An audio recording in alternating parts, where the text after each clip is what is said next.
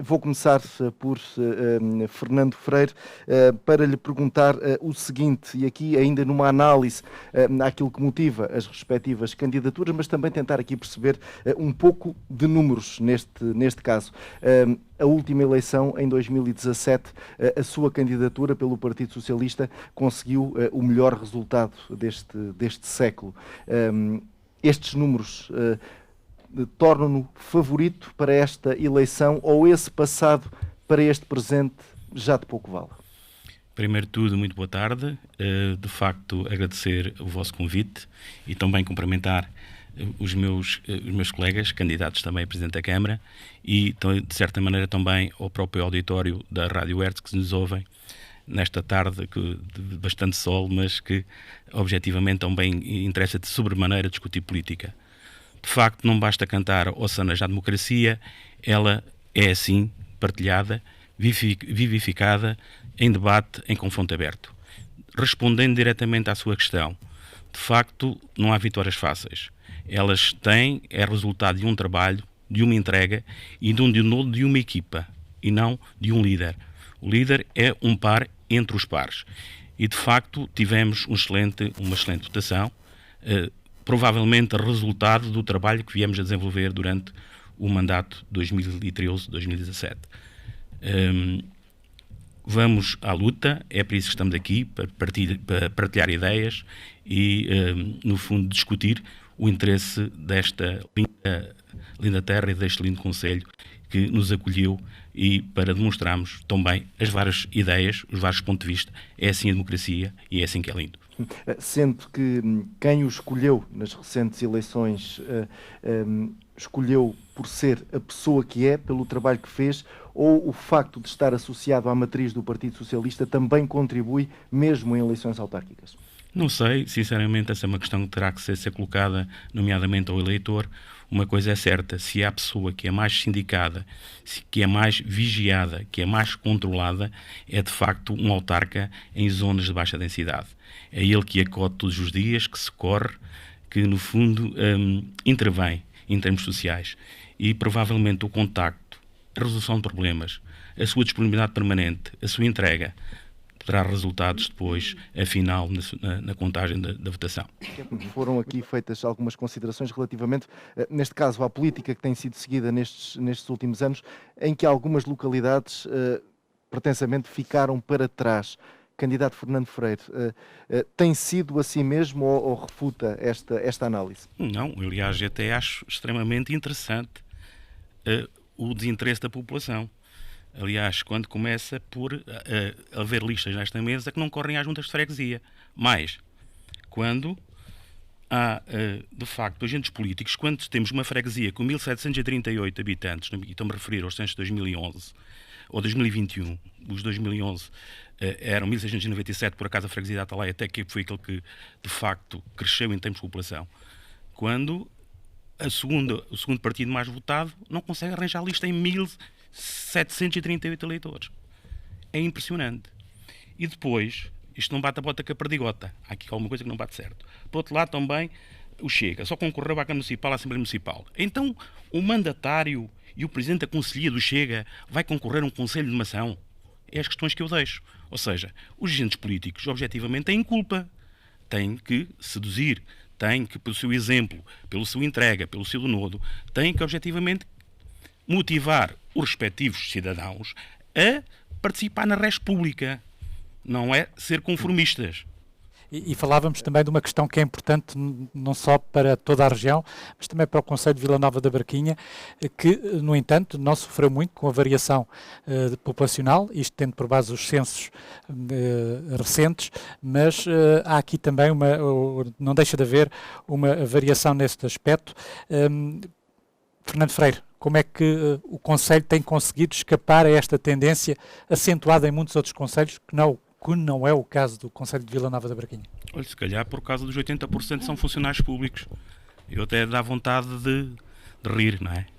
Objetivamente, alguém anda a ler mal os quadros pessoal aprovados nos documentos previsionais e que estão devidamente publicados e publicitados.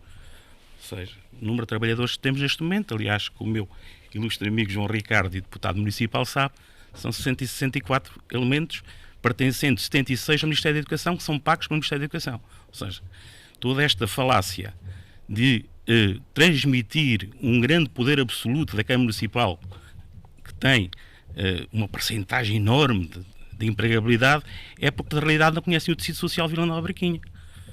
Só uma empresa que temos neste momento a funcionar, a Vivi Foods, tem muito perto de 1,5 de trabalhadores instalados na zona industrial. Mas vamos à questão que me colocou, que tem a ver objetivamente com a permanência, esta redução menos intensa dos 13 concelhos da comunidade intermunicipal.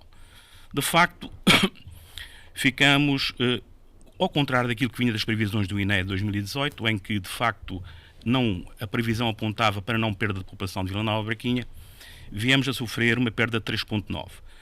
Face à pandemia geral, isto aqui em pandemia no sentido, objetivamente, de razia de perda de população, fomos na comunidade, objetivamente, ficámos em terceiro lugar, em segundo lugar ficou o Orem com menos 3% e depois o entroncamento com menos 0,3% e depois os outros 13 concelhos, então, com grandes discrepâncias objetivas. Isto tem a ver, objetivamente, não com o Presidente da Câmara, não com políticas locais, mas, objetivamente, aquilo que a Administração Central, quer Sua Excelência o Presidente da República, quer o seu Primeiro-Ministro, já muito identificaram. Em que 50%, objetivamente, das populações estão concentradas, ou muito mais, 30 concelhos da zona da periferia, leia-se, junto ao mar, concentram a população portuguesa. Foi um abandono recorrente que vem a seguir ao 25 de Abril, em que, de facto, os territórios de baixa densidade foram desertificados e não criaram as condições ideais para a estabilidade, para a perenidade das populações se estabelecerem e ficarem nesses territórios. Mas há aqui políticas dos municípios que podem, digamos, de certa forma, estancar esta tendência ou não? Sem dúvida. A gente aplica quer no EMI familiar, somos com a devolução de IRS que o fazemos também de 0,5%, quer também com taxas de EMI extremamente benévolas. Aliás, dos concelhos confinantes somos a taxa de EMI menor que existe, que aplicamos no nosso território, e isso objetivamente vê-se com a questão da regeneração urbana, com a vinda de novos agregados familiares para Vila Nova de Barquinha e com o crescimento objetivo e concreto das populações escolares. É aí, ainda este ano, abrimos uma nova sala de JI devido, objetivamente, às excelentes condições que damos aos jovens e também aos pais para que tenham uma escola o tempo inteiro. Porque na Vila Nova de Barquinha temos a escola aberta das 7h30 da manhã até às 7 horas da tarde. E, objetivamente, isto cria atratividade, muita gente a voltar, o que significa que é possível, depois caldeando isto com a questão economia e regeneração, de facto tentámos aqui uma estabilização em termos populacionais, que se quer, objetivamente, que continue e que nos próximos censos, objetivamente, seja reduzido. E também teria a ser falacioso se não fosse verdade, aqui uma questão de centralidade. Somos bem servidos, quer por via ferroviária, quer por via rodoviária. E é muito mais difícil a um concelho de Mação, a um concelho de Vila Reia, a um concelho da Sertã, estabelecer, porque temos aqui alguma população que, de facto, tem uma mobilidade para Lisboa, nomeadamente, isso verifica-se com a redução, nomeadamente no âmbito do fundamental, do chamar de parte do apoio aos espaços sociais, e muitos dos nossos municípios trabalham em Lisboa e vivem em Vila Nova de Barquinha e regressam a casa. Aliás, eu fiz isso 24 anos. Porque fui acusado aqui de várias coisas e tenho direito a transparência municipal. Cara candidata, se quem teve o cuidado, eu estive a ver agora, tem aqui, ou seja, orçamento... Não, desculpe, estamos online, podem consultar. Sim, eu vou ver. Faz favor. Posso ver? Pode ver. Gestão financeira, 2020, Não, no orçamento. No orçamento. Desculpa. Ouça, no orçamento. Carregue lá no botão 2020. Estou-lhe a falar de 2020. Carregue no botão 2020. A senhora acabou de afirmar aqui neste auditório. Eu mostro-lhe. Afirmou que só tem dados de 2019. Não. Estamos a falar do mapa pessoal. Não esteja a inverter. O mapa pessoal está aprovado no orçamento de 2021 e consta online. Aliás, e o deputado João Ricardo sabe muito bem. As contas aprovadas, não. O deputado João Ricardo sabe muito bem que quem teve o cuidado de colocar as atas com 15 dias de antecedência estão sempre... Aliás, o grande problema é que não participam nas Assembleias Municipais. É que toda a gente fala. Aqui, há bocadinho falavam na questão dos agentes políticos, do desinteresse da população. Então os próprios agentes políticos não participam nos debates das Assembleias, não vão lá, não discutem. Ou seja, transparência municipal, garanto-lhe, foi aquilo que no meu mandato tive o cuidado de sempre colocar objetivamente no site da Câmara todas as decisões, todas as fundamentações de facto e de direito. Quanto à questão dos esgotos, então a questão dos esgotos não sabe que ainda em 2019 acabámos o projeto das madeiras, não sabe que em 2021 vai avançar o projeto das limeiras. Ou seja, aliás, devemos ser dos poucos concelhos que ficamos com 95% de saneamento básico. Ou seja, não vamos por aqui. Temos que ser coerentes na política e temos que falar a verdade aos eleitores, porque senão depois há o desinteresse. Objetivamente, quando os dados não são concretos, eu tenho que defender disto e vai-me perdoar. Por último, quanto ao Benjamin, de facto, é um excelente presidente da Câmara, foi um presidente da Junta, até dava um excelente presidente da Câmara, por acaso também, mas só para lhe dizer que ele convida-o para a Assembleia Municipal e, de facto, ele vai participar em minha equipe. Fernando Freire, também aqui no sentido de tentarmos aqui, de facto, aproximar tempos entre os candidatos, como é que entende estas acusações? Um conselho a duas velocidades de desenvolvimento? Rapidamente, aliás, eu desmonto isto rapidamente. O saneamento, nomeadamente na zona que dizem ser, no fundo, menos privilégios, foi feito por este Presidente da Câmara que está à sua frente no ano de 2019, como disse há bocadinho, e vai entrar em 2021. E arrumamos com a questão do saneamento e esquecimento do saneamento. Desde o 25 de abril de 75 não foi feito saneamento na Freguesia da Praia, foi este Presidente que está aqui que o iniciou e que o vai concluir. Depois, a discriminação. O Espaço Cidadão, criado na Praia do Ribatejo, foi este Presidente que está aqui que o criou. Turismo. A requalificação do Castelo de Almorol, gastei 1 milhão, gastámos todos, na requalificação do Castelo de Almorol. Trilhos panorâmicos. O projeto, há 15 dias, iniciou-se, nomeadamente com a requalificação dos trilhos panorâmicos em termos turísticos e também a requalificação de Cais de Paia. Aliás, acabei de adjudicar o projeto agora, antes de vir aqui para o debate. Depois, internet. Sim, internet está previsto. Aliás, semana passada já andaram nas limeiras a colocar a internet. É que isto é tudo muito lindo, mas as pessoas têm que conhecer os dossiês, têm que saber trabalhar com a mão das massas. Eu tenho que estudar. Depois de dormir aqui, por isso, se calhar, é porque tem qualidade de vida. Não é por acaso que quando entra qualquer empresário que me entra para o meu gabinete adentro, diz assim: primeira coisa, Presidente, antes de começar a conversa, quero dar os parabéns para a vila linda que tem. É assim. E não é 1, 2, 3, 4, 5. São vários empresários que dizem, são as pessoas que nos vêm visitar. Não vale a pena estar com este discurso de que isto é tudo mau, que não sei o quê. Há qualidade de vida na Braquinha. As pessoas orgulham-se da Braquinha. Vivem sem ter a Braquinha. Não vale a pena estarmos com este sentido de destruição, de mal. Não, ouça, as pessoas sabem. Aliás, e depois vão dar respectiva vala final. Mas pronto, isso é outra história. E de facto, a qualidade de vida existe. Existe e de que maneira? Porque a gente vê, nomeadamente, os outros concelhos vizinhos a vir visitar o parque, a visitar os espaços culturais, aquilo que foi investido. É evidente, dizem assim, mas a Praia do Ribatejo foram os últimos. Mas foram. O Presidente está atento a isso. Ainda vai haver mais novidades, objetivamente, depois a gente na parte final da estratégia vamos falar sobre isso. Mas só para dizer que, ao contrário do que dizem, este Presidente preocupou-se, e sobremaneira, com Tancos, e vai preocupar-se, durante o novo mandato, com Tancos e com a Praia do Ribatejo. Fernando Freire, estes dados temporais, quer responder? Não, quem não conhece, objetivamente, quem não conhece o funcionamento da pandemia nem dos fundos comunitários. Como vocês sabem, a situação pandémica implicou, objetivamente, muitos adiamentos. E vistos tribunais de contas, similares, há todo um procedimento administrativo que tem que se conhecer os dossiês para estar a falar. Aliás, os trilhos panorâmicos do Tejo já estavam conversados há muito tempo, era um desejo, já falava-se há N de anos. Só foi possível executá-los nesta fase. Por vários vicissitudes, com anulação de concursos, com concursos desertos, há toda uma panóplia que objetivamente não interessa para esta conversa, porque temos de falar de futuro, e que uma coisa é certa, em consciência eu estou bem, e quanto me baste, Bem, candidato Fernando Freire, e efetivamente nesta altura é o candidato que menos tempo tem utilizado, e ainda a propósito da TES, o ambiente, esta questão relacionada com o elevado valor em algumas faturas tem alguma explicação? Tem a ver essencialmente com os concursos públicos que foram feitos, preço mais baixo de concorrência e, objetivamente, depois a entidade prestadora de serviços, leia-se a entidade dos contadores de água, objetivamente falhou. E eu também fui um dos premiados, por isso reclamei e depois foi objetivamente reconstituído. Mas esta questão, até porque tenho algum tempo a explicar aqui esta questão do TES Ambiente.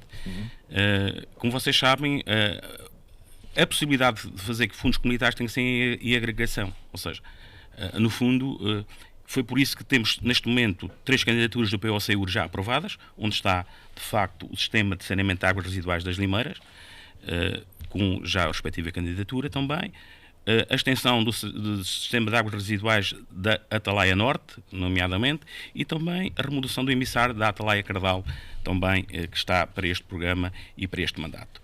De facto, as pessoas têm que saber que o Conselho de Vila Nova de Barquinha é o que recebe menos dinheiro do Orçamento Geral do Estado. E, em concreto, consultando o mapa 19 do Orçamento Geral do Estado, verificamos que Vila Nova de Barquinha recebe 3.797.909 euros. Dos 13 conselhos é o que recebe menos. Só, por exemplo, o Mação recebe o dobro dos fundos, nomeadamente dos fundos municipais. Depois dizer-vos que de IMI recebemos 555 mil euros, depois e o que MT derrama temos 900 mil euros, ou seja, temos que gerir isto com subsídios vindos do Estado diretamente com 5 milhões e 200 mil euros. Se não tivermos objetivamente em agregação, não temos possibilidades de fazermos candidaturas a fundos comunitários. Por qualquer obra objetiva é muito dinheiro. Estamos a falar, nomeadamente, as Limeiras de 1.101.000 que foi adjudicado. Antes da TES Ambiente não seria possível. Exatamente, ou seja, com a nova filosofia dos fundos comunitários não é possível fazer candidaturas se não for em agregação. E, de facto, é isto que aconteceu. Tivemos a infelicidade do estudo de viabilidade financeira, de facto, de ser mal feito. Foi mal feito. Houve municípios que, de facto, não foram solidários uns com os outros. Não foi o caso da Barquinha, fique bem claro, aliás, isto já foi debatido na Assembleia Municipal, sim, mas não foi prestada a informação fidedigna, que depois deu desconformidades, e a Barquinha era o único, repito, era o único, e é aquele que traz ganhos efetivos para o sistema, no valor de 70 mil euros, e de facto, depois, devido à situação de tradução de dados para o sistema, viemos a ter aqui algumas situações complexas, como disseram muito bem, nomeadamente a questão da subvenção.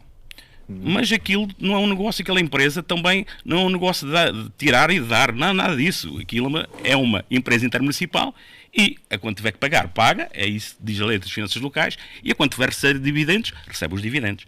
Objetivamente, estamos numa fase, como disse também a candidata Paula, estamos numa fase, objetivamente, de estudo, de implementação, e como vocês sabem também, na lei das finanças locais não é possível terem 2 anos seguidos de prejuízo, porque implica, objetivamente, a dissolução da empresa.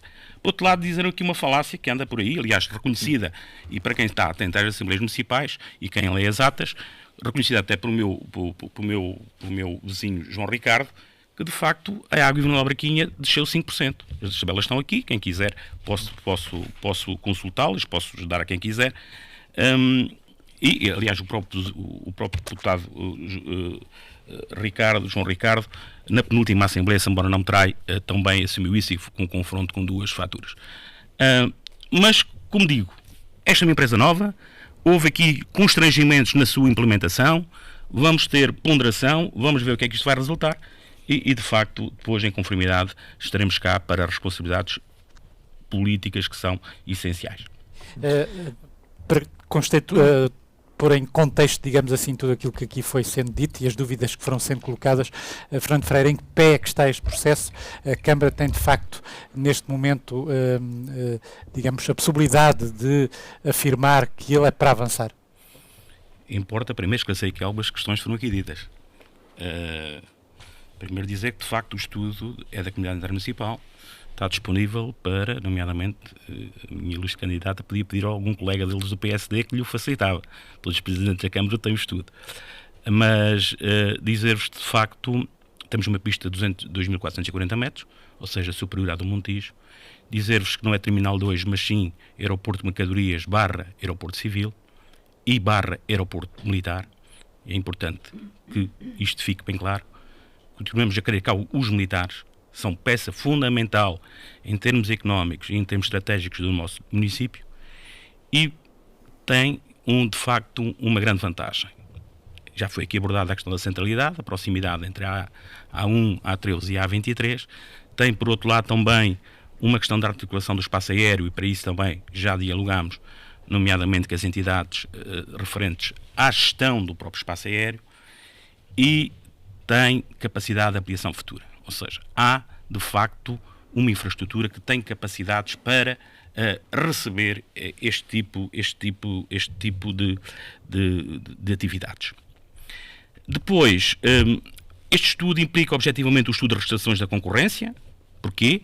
Porque estão lá os militares, há lá edifícios, há terminais, há hangares, há centros de carga, quais são é que são aproveitados, quais é que são destinados a placas de estacionamento dos militares, nomeadamente a questão logística dos paraquedistas. Por outro lado, implica também um estudo de procura. A procura, devidamente à situação de pandemia, a empresa está a fazê-lo essencialmente passageiros de carga, quais são as cargas, que tipo de cargas e empresas no território que podem responder a este pedido.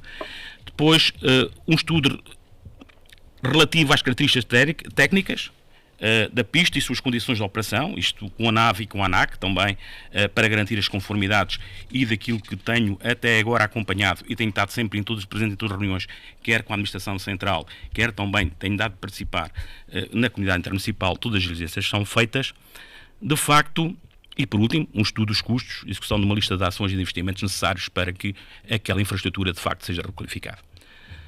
De facto, recentemente, há uma posição do Exército no desenvolvimento do o aeroporto civil, mercadorias, militar, nomeadamente a questão dos 140 metros afastados da respectiva pista, a questão de salvaguarda por razões de segurança em termos internacionais da própria Autoridade de Segurança Europeia.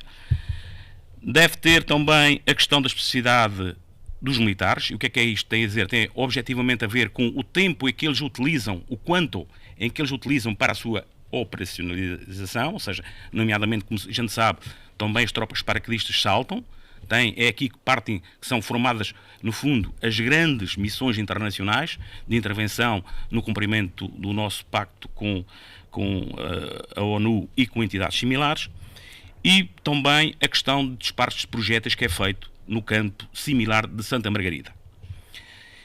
A resposta do Exército é que, de facto, nem tem nada a pôr a isto, ou seja, é uma solução que nos agrada, de sobremaneira, desde que é taxativo e é claro, desde que os requisitos operacionais de funcionamento da área militar não possam ser afetados. E isso implica, objetivamente, que temos aqui uma limitação. Ou seja, depois, caso venha a ser autorizado pelo Ministério, e neste momento já pedimos também autorização ao Ministério da Defesa, para uma reunião de coordenação com o Ministério da Defesa, suscita-se a questão da Lei de Infraestruturas Militares, nomeadamente a chamada LIM, que pode eventualmente ser feito um contrato de concessão de 50 anos, o limite.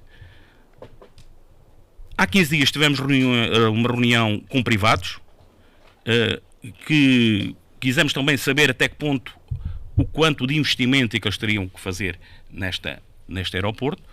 Como vocês sabem também, como já vos tinha dito, da reunião com o Ministro de Infraestruturas, Pedro Nuno dos Santos, resultou claramente que não há fundos do Orçamento Geral do Estado para suportar, para requalificar este aeródromo militar de Tancos.